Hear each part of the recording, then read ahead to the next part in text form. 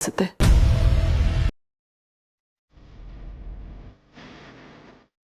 ದೇವ್ರೆ, ದಯವಿಟ್ಟು ಇದನ್ನು ಸರಿ ಮಾಡೋ ಶಕ್ತಿ ನನಗೆ ಕೊಡು.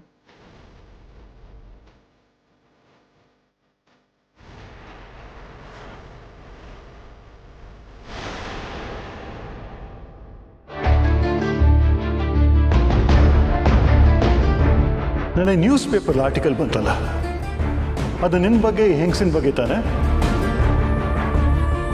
ಈ ವಯಸ್ಸಲ್ಲಿ ಹೇಗಿರಬೇಕು ಅನ್ನೋ ಸೆನ್ಸ್ ಇಲ್ದವ್ರ ಮನೆಗೆ ನನ್ನ ಮಗಳನ್ನ ನಾನು ಕೊಡೋಕ್ಕಾಗಲ್ಲ.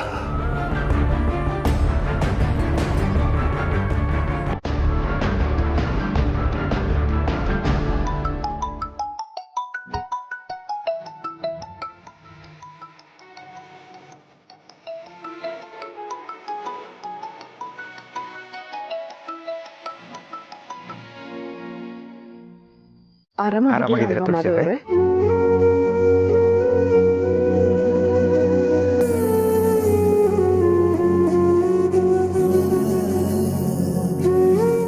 ಜನಾರ್ದನ್ ಮಾತಿಂದ ನಿಮಗೆ ಎಷ್ಟು ನೋವಾಗಿರುತ್ತೆ ಅಂತ ನನಗೆ ಗೊತ್ತು. ಆದರೂ ನೀವು ಮೊದಲು ನಾನು ಹೇಗಿದ್ದೀನಿ ಅಂತ ಯೋಚಿಸಿದ್ದೀರಲ್ಲ. ಇವತ್ತಾಗಿದ್ದ ಘಟನೆಯಿಂದ ನಿಮ್ಮ ಮಗನ ಮದುವೆನೇ ನಿಲ್ಲೋ ಹಾಗಾಗಿದೆ. ಆದರೂ ನಾನು ಹೇಗಿದ್ದೀನಿ ಅಂತ ವಿಚಾರಿಸ್ಕೊತಿದ್ದೀರಲ್ಲ.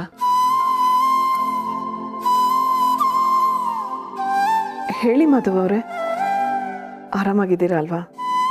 ಹಾಂ, ಇದ್ದೀನಿ. ಇವತ್ತಾಗಿರೋ ವಿಷಯನ ನೀವು ಮನ್ಸಿಗೆ ತಗೋಬೇಡಿ. ಆಗಿದ್ದಾಗೋಯ್ತು. ಜನಾರ್ದನ್ ಹತ್ರ ನಾನು ಮಾತಾಡ್ತೀನಿ. ನನ್ನ ಕಾರಣಕ್ಕೆ ಅಭಿ ಭವಿಷ್ಯ ಹಾಳಾಗೋದಕ್ಕೆ ನಾನು ಯಾವತ್ತೂ ಬಿಡೋದಿಲ್ಲ. ಜನಾರ್ದನ್ ಕಾಲಕ್ಕೆ ಬಿದ್ದಾದರೂ ಮಾತುಕತೆ ನಡೆಸ್ತೀನಿ. ಮಾಧವ್ ಅವರೇ, ಒಂದು ಮಾತು ಕೇಳ್ತೀನಿ, ಬೇಜಾರು ಮಾಡ್ಕೋಬೇಡಿ. ಆ ಪೇಪರಲ್ಲಿ ನನ್ನ ಮುಖ ಕಾಣ್ತಿರ್ಲಿಲ್ಲ, ಆದರೆ ನೀವು ಅಂತ ಗೊತ್ತಾಗ್ತಾ ಇತ್ತು. ನಿಮ್ಮ ಬಗ್ಗೆ ಎಲ್ಲ ಕಡೆ ಮಾತಾಡ್ಕೋತಾ ಇರ್ತಾರೆ, ನಿಮಗೂ ನೋವಾಗಿರುತ್ತೆ. ಆದರೆ ನೀವು ಯಾಕೆ ಈ ವಿಷಯ ನನ್ನ ಹತ್ರ ಹೇಳಿದ್ರೆ ಮುಚ್ಚಿಟ್ರಿ?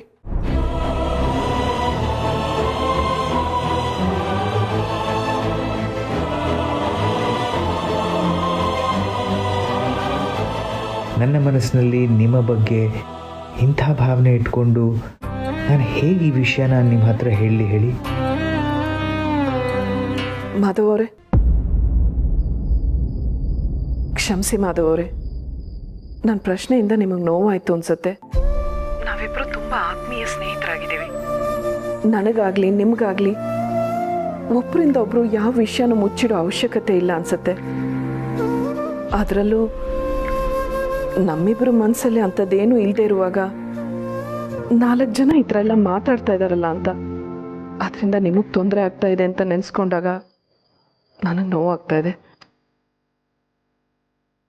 ಕ್ಷಮಿಸಿ ತುಳಸಿಯವರೇ, ತಪ್ಪು ನಂದೆ. ಅದು ನಾನು ನೀವು ಇನ್ವಾಲ್ವ್ ಆಗಿರೋ ಇಷ್ಟು ದೊಡ್ಡ ವಿಷಯ ನಿಮ್ಮಿಂದ ಮುಚ್ಚಿಟ್ಟೆ. ಸಡನ್ನಾಗಿ ಯಾರೋ ಬಂದು ಹೇಳೋಗಾಗೋಯ್ತು, ಅದರಿಂದ ನಿಮಗೆ ನೋವಾಗೋಗಾಯ್ತು. ಅದಕ್ಕೆ ಕಾರಣ ನಾನೇ. ಅಯ್ಯೋ, ತಪ್ಪು ನಿಮ್ಮ ಮೇಲೆ ಹಾಕೋಬೇಡಿ. ನಿಮ್ಮ ಉದ್ದೇಶ ಒಳ್ಳೆಯದೇ ಆಗಿತ್ತಲ್ವಾ? ಹೋಗಲಿ ಬಿಡಿ, ನಾಳೆ ಕೆಫೆಲ್ ಮಾತಾಡೋಣ. ಈಗ ತಡ ಆಗಿದೆ, ಬಂದ್ಕೊಡಿ. ಹಾಂ.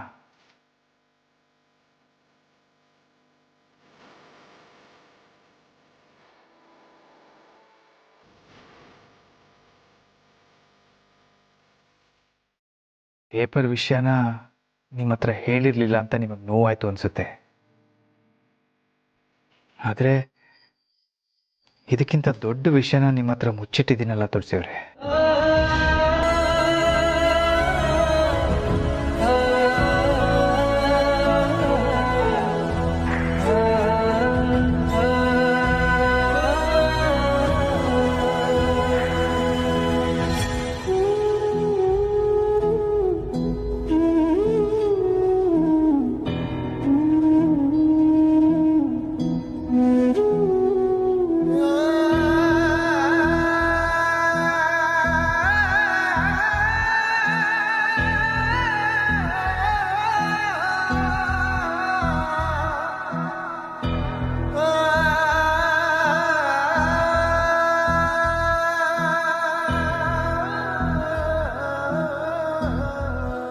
ಹೂವಿನಷ್ಟೇ ಸೂಕ್ಷ್ಮ ಮನಸ್ಸಿರೋ ನಿಮಗೆ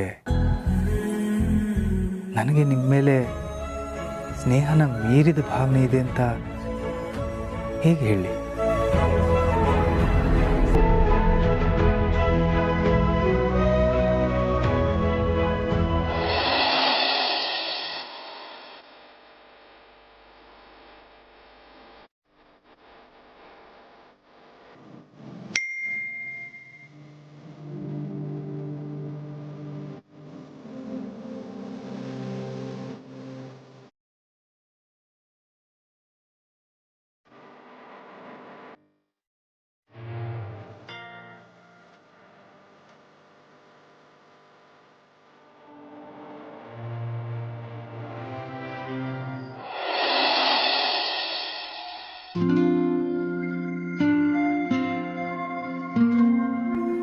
ನಿದ್ದೆ ಬಂದಿಲ್ವ ಬಸ್ಸು?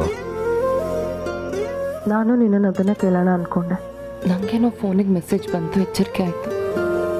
ಇಷ್ಟೊತ್ತಾದರೂ ನೀನು ಯಾಕೆ ಇನ್ನೂ ಇದ್ದಿದ್ಯಾ? ಏನೋ ಸರಿ ಇಲ್ಲ ಸರಿ. ನನ್ನ ಲೈಫಲ್ಲಿ ಅಂದ್ಕೊಂಡಿದ್ದೇನೋ ಆಗ್ತಿಲ್ಲ ಅಂತ ಅನಿಸ್ತಾ ಇದೆ. ಏನು ಅಂದ್ಕೊಂಡಿದ್ದೆ? ಅಮ್ಮ ಹಾಸ್ಪಿಟಲ್ಗೆ ಅಡ್ಮಿಟ್ ಆದಾಗ ದುಡ್ಡಿನ ಇಂಪಾರ್ಟೆನ್ಸ್ ಏನು ಅಂತ ಗೊತ್ತಾಯ್ತು. ಅದಕ್ಕೆ ಆದಷ್ಟು ಸಂಪಾದನೆ ಮಾಡಿ ಹಾಸ್ಪಿಟಲ್ ಬಿಲ್ದು ಸಾಲ ತೀರ್ಸೋಣ ಅಂತ ಅಂದ್ಕೊಂಡಿದ್ದೆ. ಜೊತೆಗೆ ನಮ್ಮ ಫ್ಯೂಚರ್ ಸೆಕ್ಯೂರ್ ಮಾಡೋಕ್ಕೋಸ್ಕರ ಸ್ವಲ್ಪ ಇನ್ವೆಸ್ಟ್ ಮಾಡೋದ ಅಂತ ಅಂದ್ಕೊಂಡೆ. ಆದರೆ ಸಮಾಧಾನ ಮಾಡ್ಕೋ ಸಮರ್. ಮುಚ್ಚಿರೋದು ಒಂದು ಡೋರ್ ಅಷ್ಟೆ, ಎಲ್ಲ ದಾರಿನೂ ಅಲ್ಲ. ಇನ್ನೊಂದು ಡೋರ್ನ ಹುಡ್ಕೊಂಡು ಹೋದ್ರಾಯ್ತು. ನೀನು ಹೋಪ್ಸ್ ಕಳ್ಕೊಬೇಡ ಅಷ್ಟೆ. ಅದಷ್ಟು ಈಸಿ ಅಲ್ಲ ಸರಿ. ಆವಾಗ ನಮಗೆ ಕೆಲಸ ಬಿಟ್ಟು ಹೋದರೆ ಪರವಾಗಿಲ್ಲ. ಕಂಪ್ನಿಯಿಂದ ಟರ್ಮಿನೇಟ್ ಆಗಿದ್ದೀವಿ ಅಂತಂದರೆ ನಮಗೆ ಮಾರ್ಕೆಟಲ್ಲಿ ವ್ಯಾಲ್ಯೂ ಇರಲ್ಲ, ಕೆಲಸ ಸಿಗೋದು ತುಂಬ ಕಷ್ಟ. ಸಾಲದು ಅಂತ EMI, ಕೈ ಸಾಲ, ನನಗೇನು ಮಾಡಬೇಕು ಅಂತ ಗೊತ್ತಾಗ್ತಾ ಇಲ್ಲ. ಸಣ್ಣ ಪುಟ್ಟ ಖರ್ಚಿಗೂ ಬೇರೆಯವ್ರ ಹತ್ರ ಕೈ ಚಾಚಬೇಕು ಅಂತಂದರೆ ಹಿಂಸೆ ಸಿರಿ. ಅಲ್ಲ ಸಮರ್, ಆ ಅಭಿಜಿತ್ ನಿನ್ನ ಸಡನ್ ಆಗಿ ಕೆಲಸದಿಂದ ತೆಗೆದು ಹಾಕಿದಾಗ ನೀನು ಪ್ರಶ್ನೆ ಮಾಡಬೇಕಿತ್ತು. ನಿನ್ನ ಪರ್ಫಾರ್ಮೆನ್ಸು ಚೆನ್ನಾಗೇ ಇದೆ. ಬಲವಾದ ಕಾರಣ ಇಲ್ಲದೆ ಏಕಾಏಕಿ ಯಾರನ್ನೂ ಹಾಗೆಲ್ಲ ಕೆಲಸದಿಂದ ತೆಗೆದು ಹಾಕೋ ಹಾಗೆ ಇಲ್ಲ, ಗೊತ್ತಾ? ನನ್ನನ್ನು ಕೆಲಸದಿಂದ ತೆಗೆಯೋಕ್ಕೆ ಕಾರಣ ನನ್ನ ಪರ್ಫಾರ್ಮೆನ್ಸ್ ಆಗಲಿ ಬಿಹೇವಿಯರ್ ಆಗಲಿ ಅಲ್ಲ ಸರಿ. ಅದಕ್ಕೆ ಕಾರಣ ಅಮ್ಮನ ವಿಷಯ. What nonsense! ಯಾವುದೋ ಬೇಡದೆ ಇರೋ ನ್ಯೂಸ್ ಪೇಪರ್ ವಿಷಯ ಇಟ್ಕೊಂಡು ಬಿಡು ಸಿರಿ. ಪದೇ ಪದೇ ಅದ್ರ ಬಗ್ಗೆ ಮಾತಾಡೋಕ್ಕೆ ಇಷ್ಟ ಆಗಲ್ಲ ನನಗೆ. ಅದರಿಂದ ಹೇಗೆ ಆಚೆ ಬರಬೇಕು ಅದನ್ನು ಯೋಚನೆ ಮಾಡ್ತೀನಿ. ನೀನು ಚಿಂತೆ ಮಾಡಬೇಡ ಸಮರ್, ಕೆಲಸ ಸಿಕ್ಕೇ ಸಿಗತ್ತೆ. ನಾನು ನಿನ್ನ ಜೊತೆ ಇದ್ದೀನಿ, ಟೆನ್ಷನ್ ಮಾಡ್ಕೊಬೇಡ.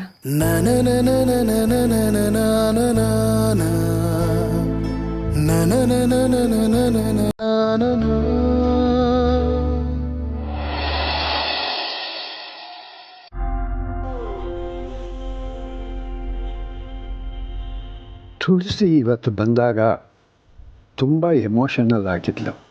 ಇಂಥ ಸುದ್ದಿನೆಲ್ಲ ನಾನು ಧೈರ್ಯವಾಗಿ ಎದುರಿಸ್ಬೋದು, ಆದರೆ ತುಳಸಿ ತುಂಬ ಸೂಕ್ಷ್ಮ.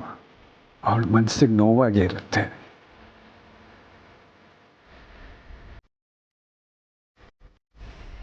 ಇಂಥದ್ದು ಇವತ್ತಿಗೆ ಕೊನೆ ಆಗೋದಿಲ್ಲ. ಮುಂದೇನೂ ಇಂಥ ಘಟನೆಗಳು ನಡೀಬಹುದು, ಪ್ರಶ್ನೆಗಳು ಹುಟ್ಕೋಬಹುದು. ಬರೋದೆಲ್ಲ ಬರಲಿ ಅಂತ ನಾನು ನೋಡಿಕೊಂಡು ಸುಮ್ಮನೆ ಇರೋದಕ್ಕಾಗೋದಿಲ್ಲ. ತುಳಸಿ ವಿಷಯದಲ್ಲಿ ಅವಳಿಗೆ ಯಾವುದು ಒಳ್ಳೆಯದು ಅಂತ ಇನ್ಮೇಲೆ ನಾನು ನಿರ್ಧಾರ ಮಾಡಬೇಕು.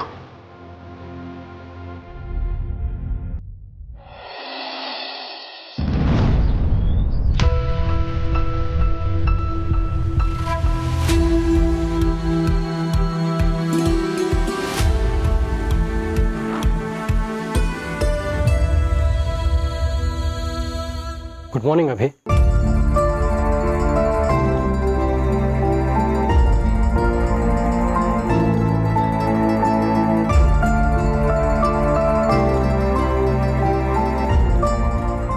How are you feeling now? ಯಾರನ್ನಾದರೂ ಕಳ್ಕೊಂಡಾಗಲೇ ಅವ್ರ ಬೆಲೆ ಗೊತ್ತಾಗೋದು ಅಂತಾರಲ್ಲ ಬ್ರೋ, ನಾನು ಅದನ್ನು ಇಷ್ಟು ದಿನ ನಂಬ್ತಿರ್ಲಿಲ್ಲ. ದೀಪಿಕಾ ನಾನು ಹಿಂದೆ ಬಿದ್ದಾಗೆಲ್ಲ ನನಗೆ ಇರಿಟೇಟ್ ಆಗ್ತಿತ್ತು. ಟು ಬಿ ಫ್ರ್ಯಾಂಕ್, ನನಗೆ ಈ ಲವ್ವು ಮದುವೆ ಇದು ಯಾವುದ್ರ ಮೇಲೂ ಇಂಟ್ರೆಸ್ಟ್ ಇರಲಿಲ್ಲ. ಆದರೂ ಅವ್ರ ಮನೆಯವ್ರು ನನಗೆ ಎಲ್ಲದಕ್ಕೂ ಸಪೋರ್ಟ್ ಮಾಡಿದ್ರು.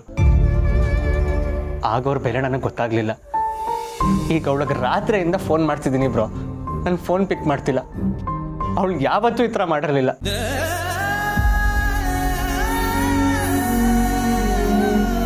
ನೀನು ರಾತ್ರಿ ಎಲ್ಲ ನಿದ್ದೆನೇ ಮಾಡಿದಲ್ವಾ? ಹೇಗೆ ನಿದ್ದೆ ಬರುತ್ತೆ ಬ್ರೋ? ನಾನು ಎಲ್ಲಿ ದೀಪಿಕನ ಲೈಫಲ್ಲಿ ಕಳ್ಕೊಂಡ್ಬಿಡ್ತೀನಿ ಅಂತ ಭಯ ಶುರು ಆಗೋಗಿದೆ ಬ್ರೋ.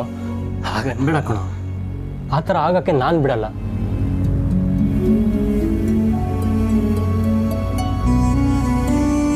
ತಗೋ ಕಾಫಿ ಕುಡಿ, you will feel better. It's okay bro. ಅಭಿ ತಗೊಳ್ಳೋ, ಕುಡಿ.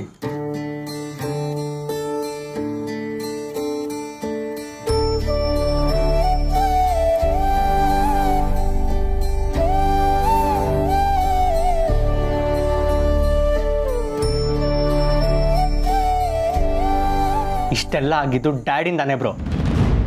ಅವ್ರಿಗೆ ಮಾಡ್ತಾರೋ ಕೆಲಸದಿಂದ ನಮ್ಮ ಮೇಲೆ ಎಂಥ ಪರಿಣಾಮ ಬೀಳುತ್ತೆ ಅಂತ 1 ಸೆಕೆಂಡ್ ಯೋಚನೆ ಮಾಡಿದರೆ ಹೀಗಾಗ್ತಿರ್ಲಿಲ್ಲ. ಅವ್ರ ವಿಷಯ ಬಿಡೋ. ನೀನು ಹೇಳ್ದಾಗೆ ನೀನು ದೀಪಿಕಾನ ಪ್ರೀತಿ ಮಾಡೋದಕ್ಕಿಂತ ಹೆಚ್ಚು ಅವಳೇ ನಿನ್ನ ಪ್ರೀತಿಸ್ತಾಳಲ್ವಾ? ಹಾಗಿದ್ಮೇಲೆ ಅವಳು ನಿನ್ನ ಬಿಟ್ಟಿರೋಕ್ಕೆ ಸಾಧ್ಯನೇ ಇಲ್ಲ.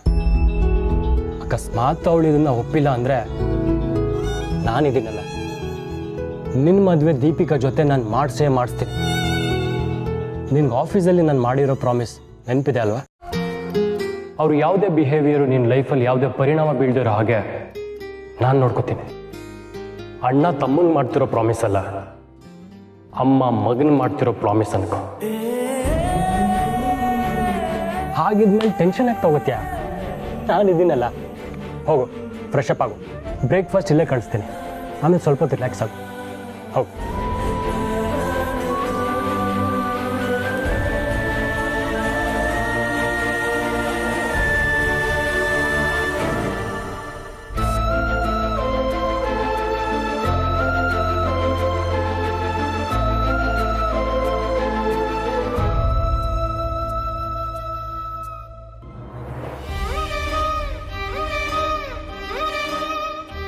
ಸಮಾಧಾನ ಆಗಿರ್ಬೇಕಲ್ಲ? ಅದೇನು ಮಾಡ್ತಿರೋ ನನಗೆ ಗೊತ್ತಿಲ್ಲ. ನಿಮಗೆ 24 ಗಂಟೆ ಟೈಮ್ ಕೊಡ್ತೀನಿ. ಅದರೊಳಗೆ ಎಲ್ಲಾನು ಸರಿ ಮಾಡಿಲ್ಲ ಅಂದರೆ ನಾನೇ ಆ್ಯಕ್ಷನ್ ತಗೋಬೇಕಾಗತ್ತೆ.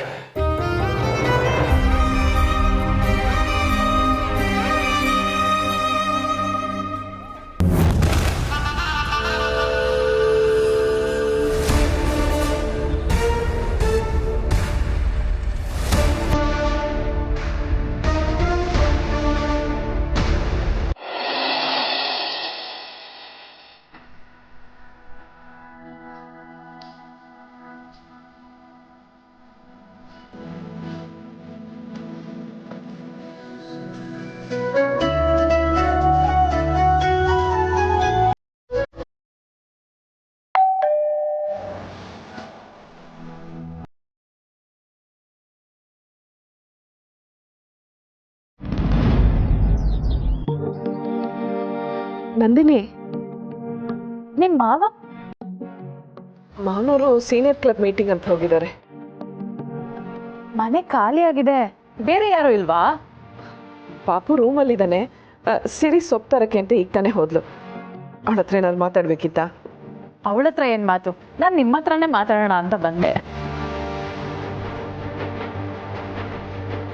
ಸದ್ಯ ಆ ಮುಟ್ಕ ಮತ್ತೆ ಸಿರಿ ಇಬ್ರು ಇಲ್ಲ ಅಂದರೆ ನಾನು ಅಂದ್ಕೊಂಡಿದ್ದ ವಿಷಯ ಮಾತಾಡೋಕ್ಕೆ ಇದೇ ರೈಟ್ ಟೈಮ್.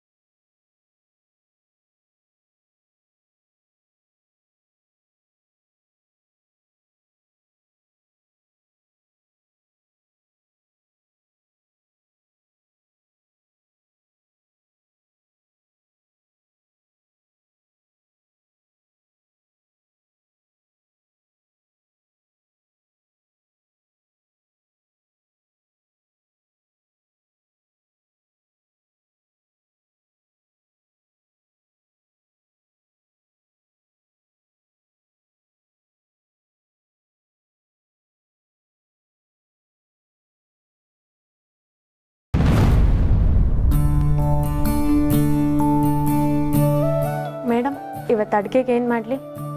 ಏನಾದರೂ ಸಿಂಪಲಾಗಿ ಮಾಡಿದ್ರೆ ಸಾಕು. ಊಟ ಮಾಡೋದಕ್ಕೆ ಯಾರಿಗೂ ಮನಸ್ಸಿಲ್ಲ.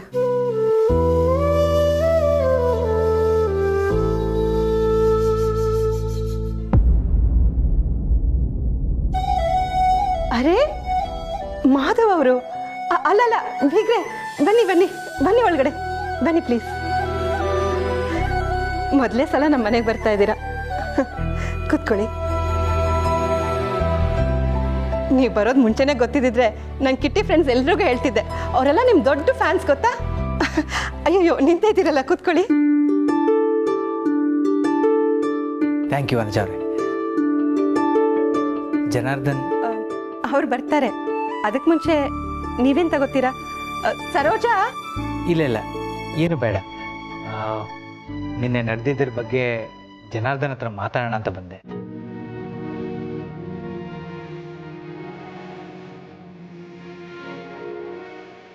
ಮಾಧವ್ ಅವರೇ, ಅವ್ರು ಹಾಗೆ ಮಾತಾಡಿದ್ರ ಬಗ್ಗೆ ನನಗೂ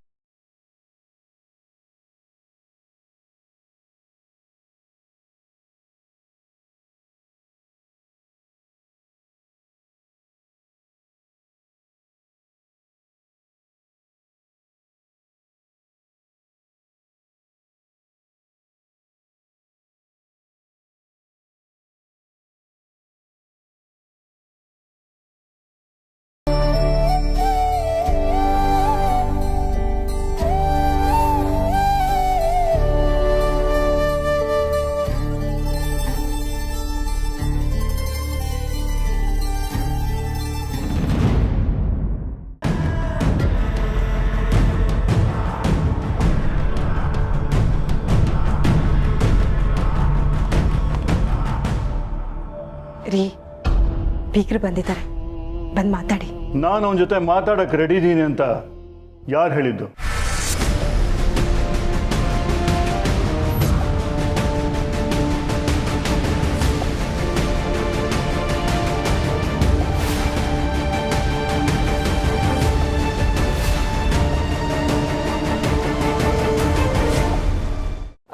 ನಂದಿನಿ, ಅಯ್ಯೋ ನೀವೇನು ಟೆನ್ಷನ್ ಮಾಡ್ಕೋಬೇಡಿ. ನಾನಿಲ್ಲಿ ಜಗಳ ಮಾಡೋಕ್ಕೆ ಬಂದಿಲ್ಲ.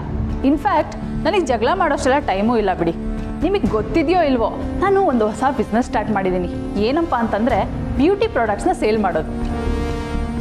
ಓ, ಮೇಕಪ್ ಪ್ರಾಡಕ್ಟ್ಸ್ ಅಂದರೆ ಏನಂತ ಯೋಚನೆ ಮಾಡ್ತಿದ್ದೀರಾ? ಇದೆ ಲಿಪ್ಸ್ಟಿಕ್ಸು, ಐಲೈನರು, ಮಸ್ಕಾರಾ, ಫೌಂಡೇಶನ್ನು, ಇದನ್ನೆಲ್ಲ ಸೇಲ್ ಮಾಡೋದು. ಈ ಮೇಕಪ್ ಮಾಡ್ಕೊಳ್ಳೋರೆಲ್ಲ ಯೂಸ್ ಮಾಡ್ತಾರಲ್ವಾ, ಅದು. ಈ ಕೆಲಸದಲ್ಲಿ ಒಂದೇ ತಿಂಗಳಲ್ಲಿ ಡಬಲ್ ಲಾಭ ಬರುತ್ತೆ ಗೊತ್ತಾ? ಅದು ಅಲ್ಲದೆ ದೊಡ್ಡ ದೊಡ್ಡ ಮನುಷ್ಯರನ್ನ ಮೀಟ್ ಮಾಡ್ಬೋದು. ಒಂಥರ ಪ್ರೆಸ್ಟೀಜಿಯಸ್ ಕೆಲಸ ಅಂತಲೇ ಹೇಳ್ಬೋದು. ನೀವು ನೋಡಿದಿರೋ ಇಲ್ವೋ, ನನ್ನನ್ನು ಪಿಕ್ ಮಾಡೋಕ್ಕೆ ನಮ್ಮ ಮನೆ ಹತ್ರ ಎಂಥ ಪಾಶ್ ಕಾರ್ಗಳೆಲ್ಲ ಬರುತ್ತೆ ಗೊತ್ತಾ? ಸಂತೋಷ ನಂದಿನಿ, ಎಲ್ಲ ಒಳ್ಳೇದಾಗಲಿ. ನಂದಿನಿ ತಪ್ಪು ತಿಳ್ಕೊಬೇಡ, ನನಗೆ ಈಗ ಕೂತ್ಕೊಂಡು ಮಾತಾಡೋಷ್ಟು ಪುರ್ಸತ್ತಿಲ್ಲ. ನಾನು ಕೆಫೆಗೆ ಹೋಗ್ಬೇಕು. ಓಹೋ, ಊರಿಗೊಬ್ಳೇ ವರ್ಕಿಂಗ್ ವುಮೆನ್ ಅನ್ನೋ ಥರ ಆಡ್ತಾಳೆ. ಅಯ್ಯೋ ಪರವಾಗಿಲ್ಲ ತುಳಸಿ ಅವರೇ, ನೀವು ವರ್ಕಿಂಗ್ ವುಮೆನ್ನು. ನೀವು ಇದರಲ್ಲಿ ಇನ್ವೆಸ್ಟ್ ಬಂಡವಾಳ ಹಾಕಿದರೆ ನಿಮಗೂ ಲಾಭ ಬರುತ್ತೆ, ಈ ಮನೆಗೂ ಯೂಸ್ ಆಗುತ್ತೆ. ನಂದಿನಿ, ನನಗೆ ಅಷ್ಟೆಲ್ಲ ಸಮಯ ಇಲ್ಲ ಈಗ. ಅದು ಅಲ್ಲದೆ ನಂಗೆ ಅದೆಲ್ಲ ಗೊತ್ತಾಗಲ್ಲ. ನನಗೆ ಕೆಫೆಗೆ. ಸರಿ ಅಪ್ಪ, ಎಷ್ಟು ಸ್ಕೋಪ್ ತಗೋತಾಳಪ್ಪ. ಯಾರಿಗೂ ಸಿಗದಿರೋ ಕೆಲಸ ಸಿಗ್ದಂಗೆ ಆಡ್ತಾಳೆ.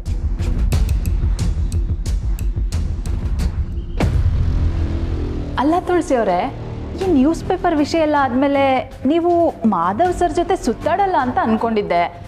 ಕೆಫೆ ಕೆಲಸ ಬಿಟ್ಟಿರ್ತೀರಾ ಅಂತ ಅಂದ್ಕೊಂಡು ಈ ಕೆಲಸದ ಬಗ್ಗೆ ಮಾತಾಡೋಕ್ಕೆ ಬಂದೆ ಅಷ್ಟೆ.